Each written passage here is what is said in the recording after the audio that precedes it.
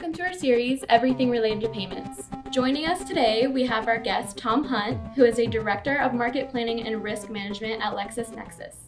It's the largest data brokerage in the world.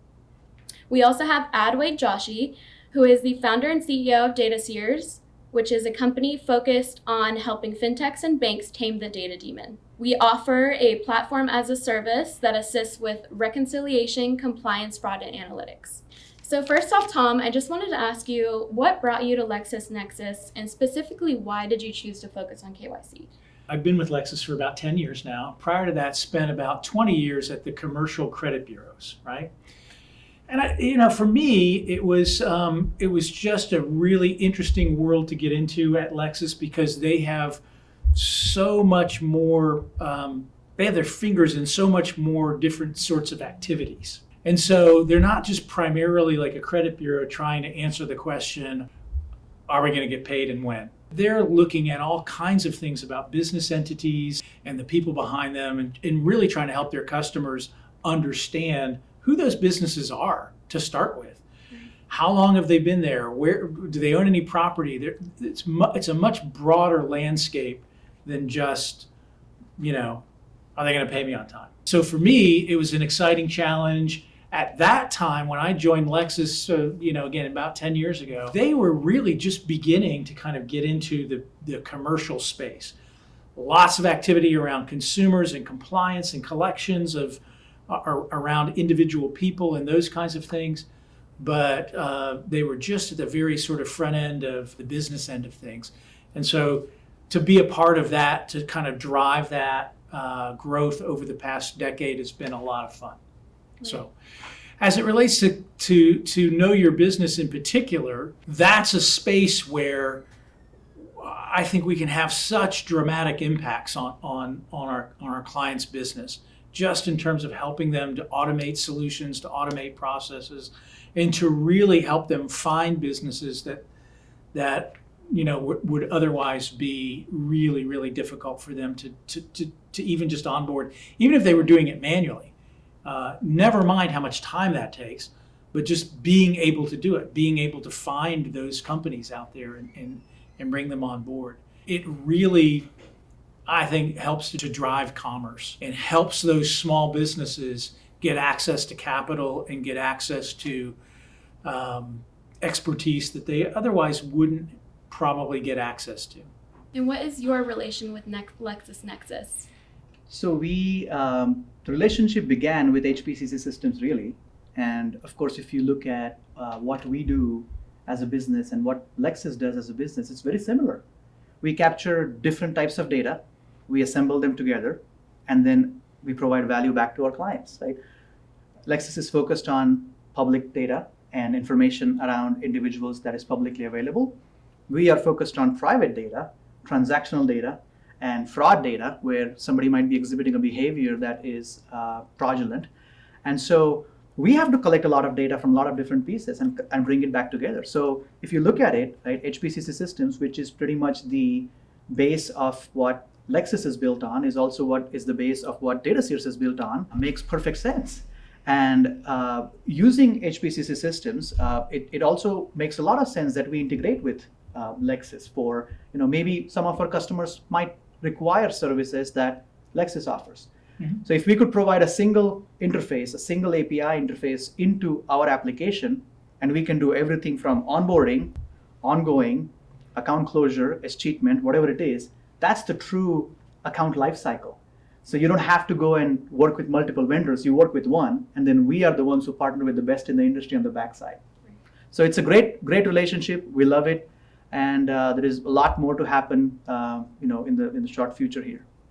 So straight into onboarding, what common mistakes do people do during onboarding? Gosh, there's a number of pitfalls when it comes to onboarding of commercial entities. Think about a small business, right? Oftentimes, the information surrounding that small business is fragmented all over the place. There may be information that's connected to the business owner's residence. There may be information that's connected to operational addresses. They may be using their social as the tax ID of the company. They may decide to, in a fit of marketing brilliance, that they're just going to arbitrarily start calling themselves something that's slightly different. And so when they apply to open an account, all of their records have a different business name or a slightly different business name. You see that kind of thing all the time. When we work with clients around setting up an onboarding type of process, a know your business process, the first thing that we like to do with them is just some really comprehensive testing. If we have good test data to work with, we can then build strategies around that test data, and we can kind of know how everything is going to play out in terms of production. So that's number one. Number two, when we start to work with some of that test data, oftentimes they get very excited because we're going to be able to, you mean to tell me we're going to be able to onboard these clients, these customers of ours, without a human being having to touch anything? Yes. Well, gosh, how often can we do that, right? Well, maybe 75, 80% of the time you can do that, which to them is kind of unheard of a lot of times, just being able to sort of, automate a workflow that way. But so the operational guys get really excited about that, but then the compliance folks, it sometimes feels like we hand them the keys to the Ferrari and the compliance folks come in behind and say, you can never take that out of second gear, right? Because they'll say things like, well, you have to verify the tax ID on every business. Well, that's just not realistic. It does that kind of data. We do the best we can with that. We'd like to think that we have more verifiable tax IDs than anyone, but apart from the IRS anyway. But to have a rule that says you got to do that, or we, in every case, just makes it really, really difficult. So finding the right strategy, right? Finding the right balance, not coming up and approaching that situation like you would in those manual environments is critical. Just being able to understand what is it that we're really trying to do. We're trying to form a reasonable belief that we know our customer, and we're trying to create a process that is congruent and consistent across our business, and that we can document how it is that we came to know that customer, right? And so that means maybe if we're going to automate these situations, like in any circumstance that you might automate, think about, a simple metaphor like having a fireplace versus having a furnace. It's different. How you operate that is just different. And so trying to sort of retrofit all of those same rules that you used to have in a manual environment doesn't always work. Some of them work out just fine, but others don't. And so you got to sort of bring a new mindset to that. You got to test. You got to understand how the testing performs, and then you got to bring a different sort of mindset so that at the end of the day, what you end up with is a process that is automating the maximum amount and creating the least amount of friction for your customers, except for when that friction is really necessary. There's something that doesn't look right here. There's something that looks, there's some fraud markers that are being triggered here. There's, something else that just doesn't make sense and it's not lining up. And so in that way, we have a program that is automating as much as we can, but that has integrity, that can stand up to fraud attempts, that can stand up to audits from compliance officers and things along those lines. That's what we're really striving for, is to strike the right balance. So I have a follow-up question there. Do you ever get asked by the compliance departments to justify a decision that was made by the engine, or if you're validating some information, do they come and ask you, like, where did this information come from, and what do you guys do in those cases? Frequently we get those questions, and we sometimes have to roll up our sleeves and just dig into the data, and sometimes it's fairly intuitive, right? Sometimes it's fairly intuitive in terms of what's happening. How come this verified when it doesn't quite match what we sent on the input? There's some fuzzy logic that might be at play there, or we'll get questions about, well, is this the legal name of the company? The way that we approach that is there's always, because of the way business data is sort of organized, there could be plenty of names for a business that are all legal, right?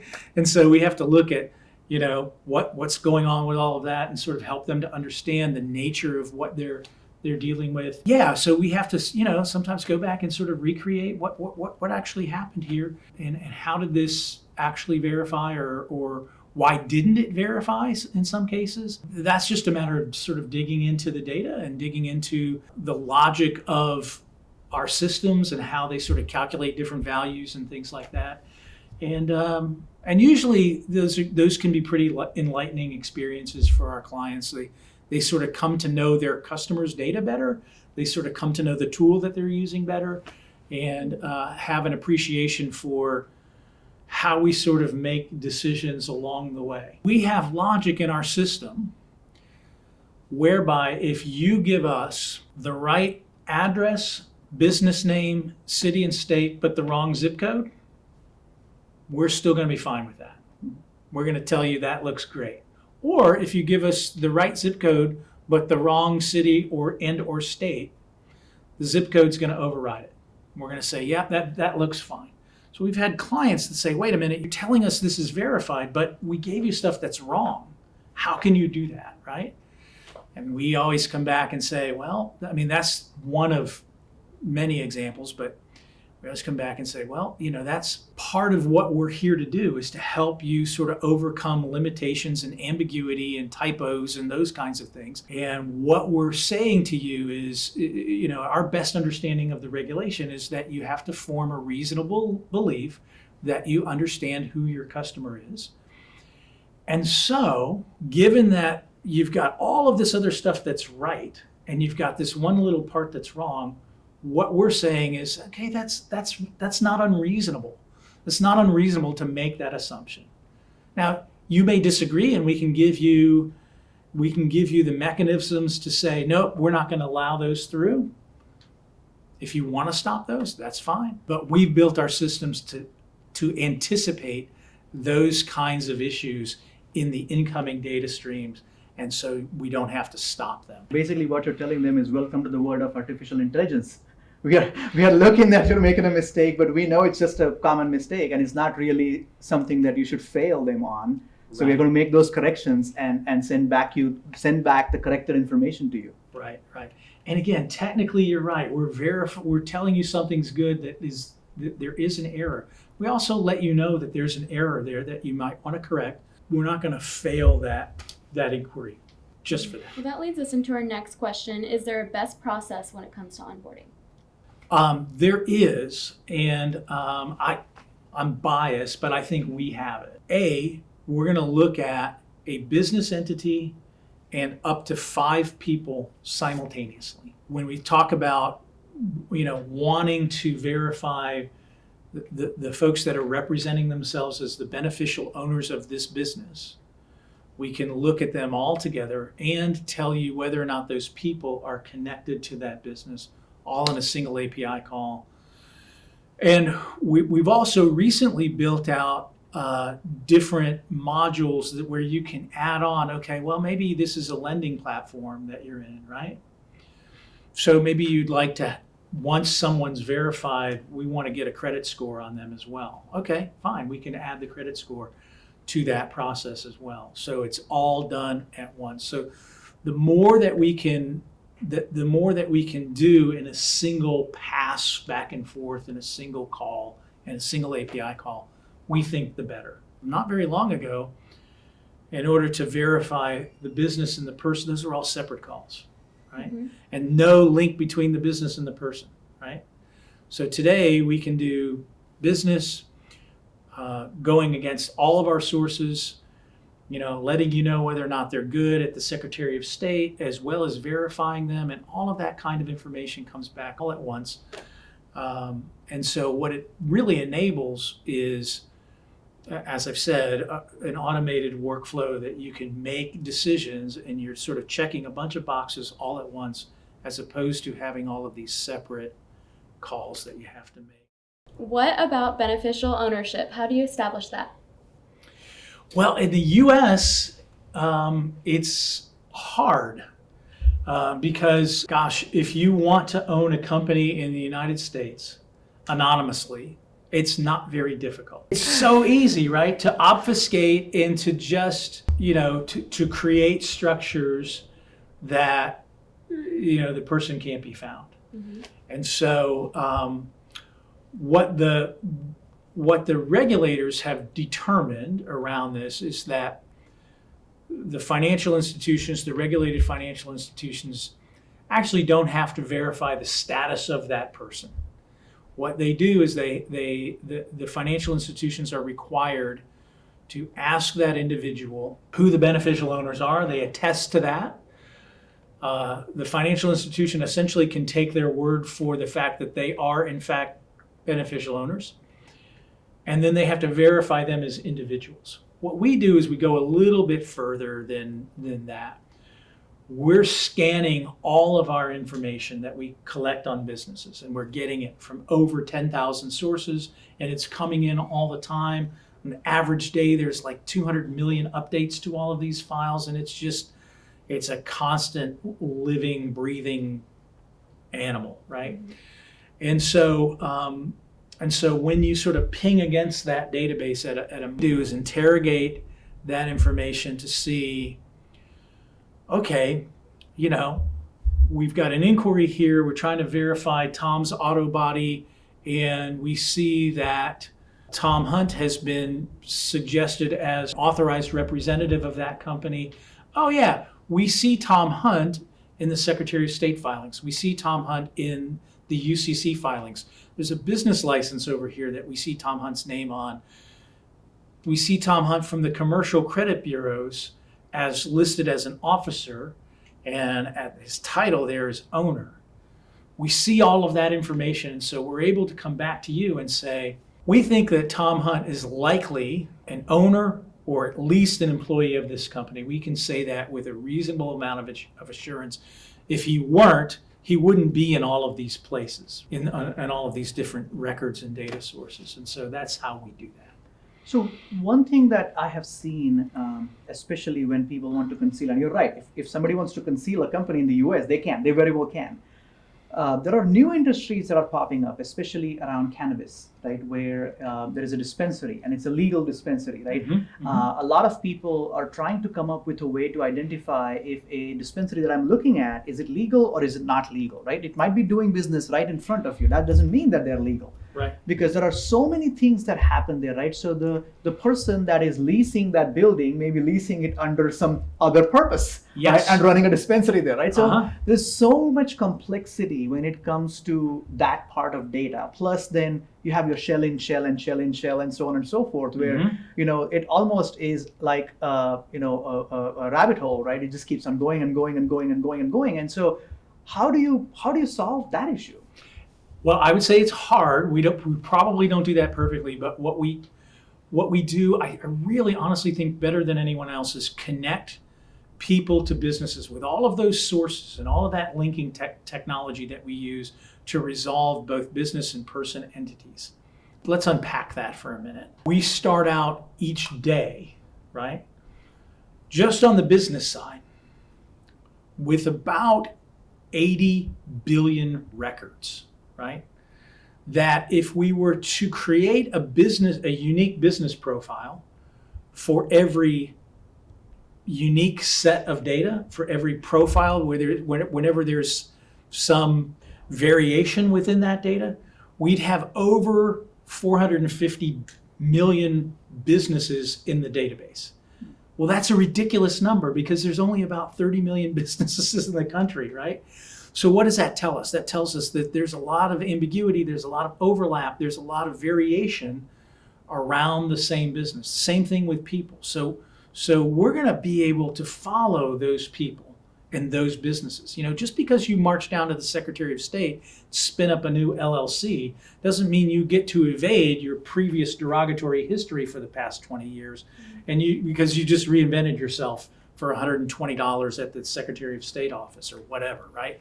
So we're going to make sure that our linking is connecting all of those dots on businesses and on people.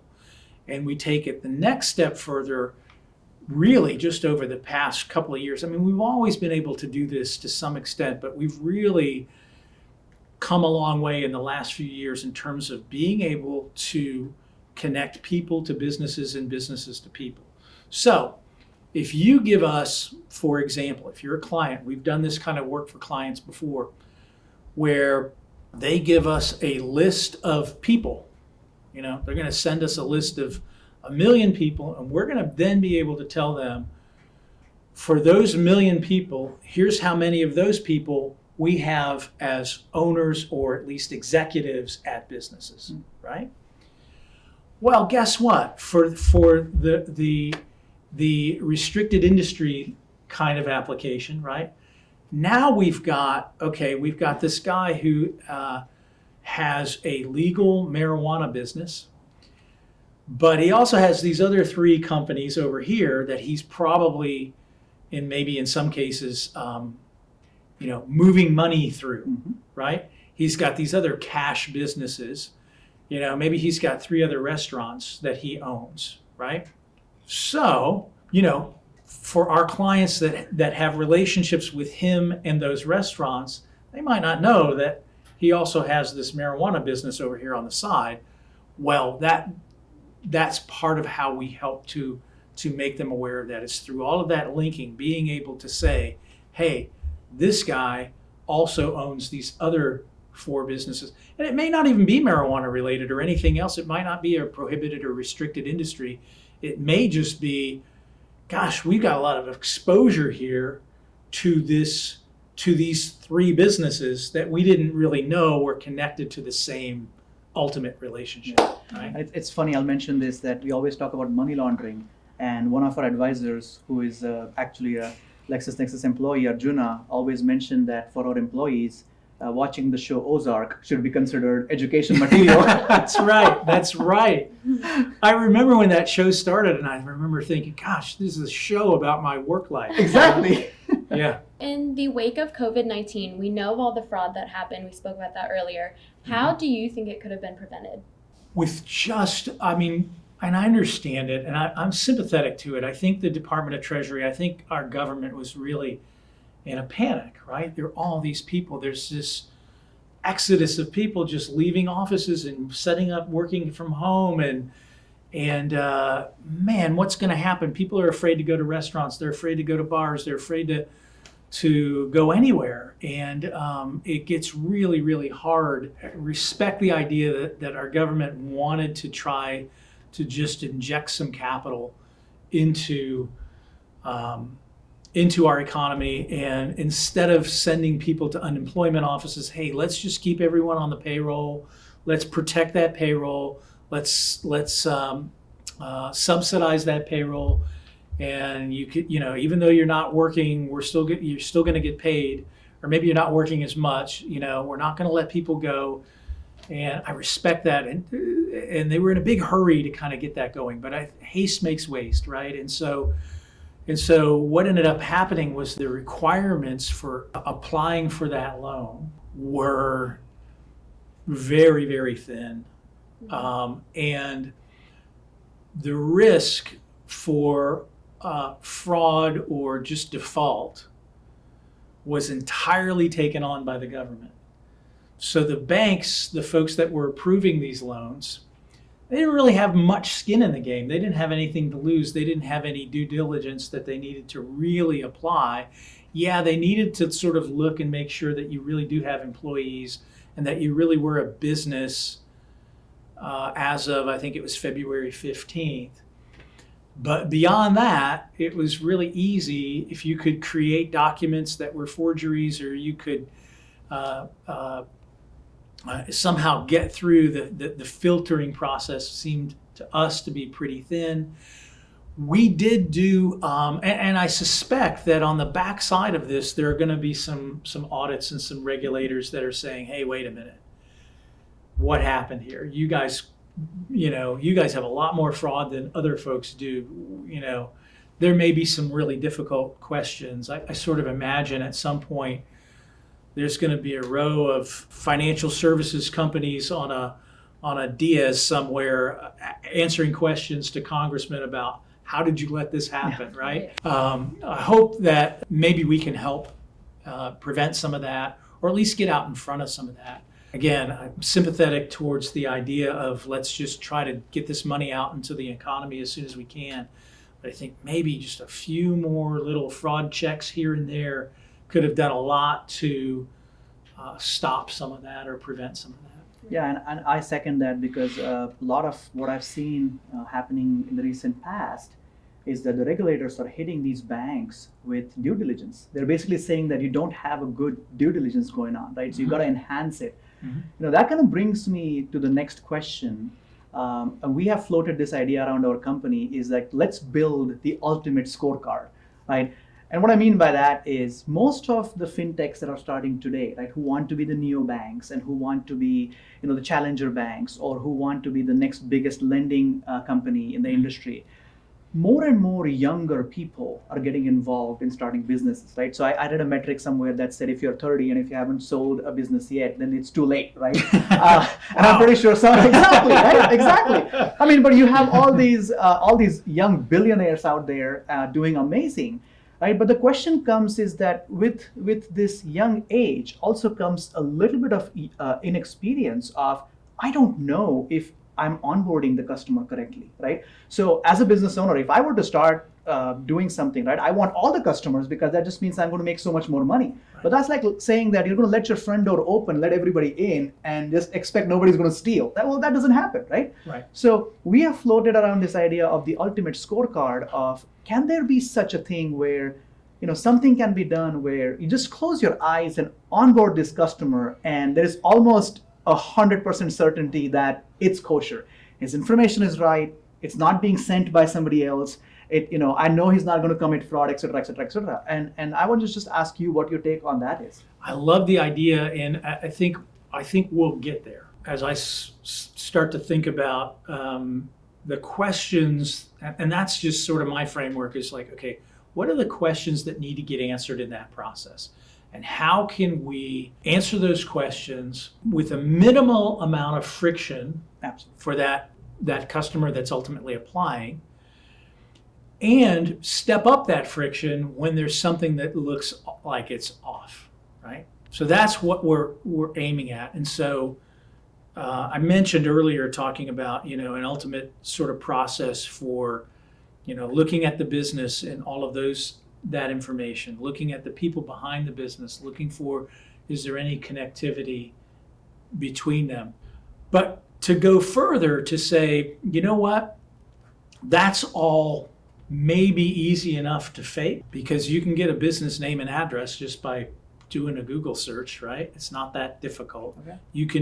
You can spend a little bit of time and learn enough to pretend like you are associated with a business. Not that tricky. So we got to go further into where's this transaction coming from? Who's this transaction coming from? Are we comfortable with that? Can this device that this transaction is coming from in some way be linked to either the person or the business that purports to be applying here? How can we feel comfortable? Okay, they got the information right, but how can we feel comfortable that we are talking to the right person? Is there any evidence that this person's identity has been compromised? So we look for things like, well, okay, yeah, this is a real business. This is a real person. We maybe do or don't see any connection between the business and the person. But as it turns out, this is a person that, according to all this data that we have, apparently lives in an address with 3,500 other people. Something's not right there. Apparently this person has 75 social security numbers. Something's not right there, So we look for those kinds of markers as well. Or, you know what? We've seen this business and this person combination or some variation of this combination 175 times in the past 24 hours.